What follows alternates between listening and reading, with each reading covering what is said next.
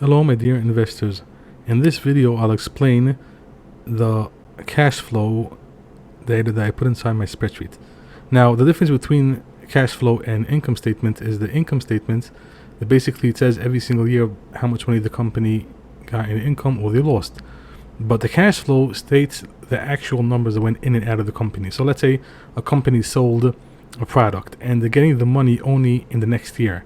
In the income statement, that number, that data would be put inside for that year because they earned the money that year, but they didn't get the money only until the next year. So in the cash flow statement, that number wouldn't be put in, only the number of the actual money that came in that year. Or let's say for a year before the company sold the product and they got the money only the year afterwards. So in last year's income statement, that number would be put in because they earned it last year. But in the cash flow statement, the next year the money would be put inside. So I don't put inside all the different data over here in my spreadsheet. There's only some certain data that I want.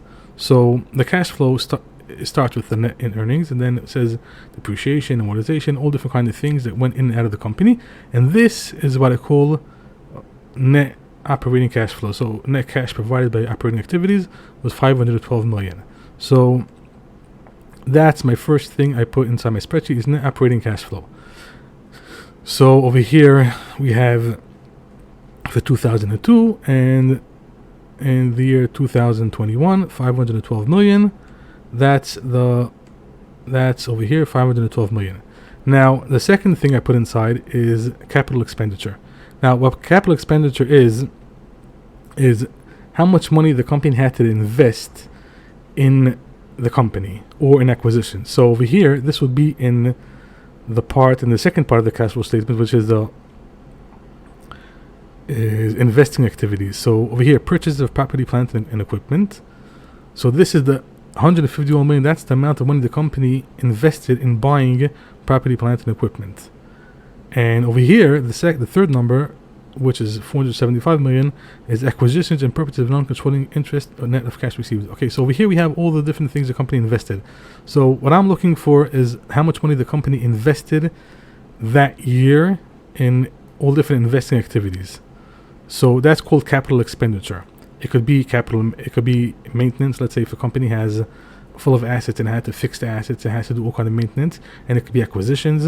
It could be all different kind of things. So that's capital expenditure. That's the second part I put inside, or it's called in short capex. Now the third one is free cash flow.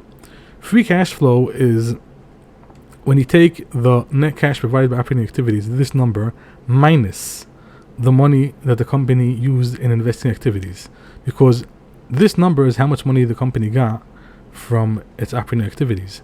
But we have to take off how much money the company invested in all different kind of maintenance or acquisitions or anything else. So that's free cash flow. So we wouldn't take all different kind of things. We want to use mainly the basic way to calculate free cash flow is the net capital provided by operating activities minus the capital expenditure. So that's the third part. That's free cash flow. The third part is depreciation and amortization. That's very simple.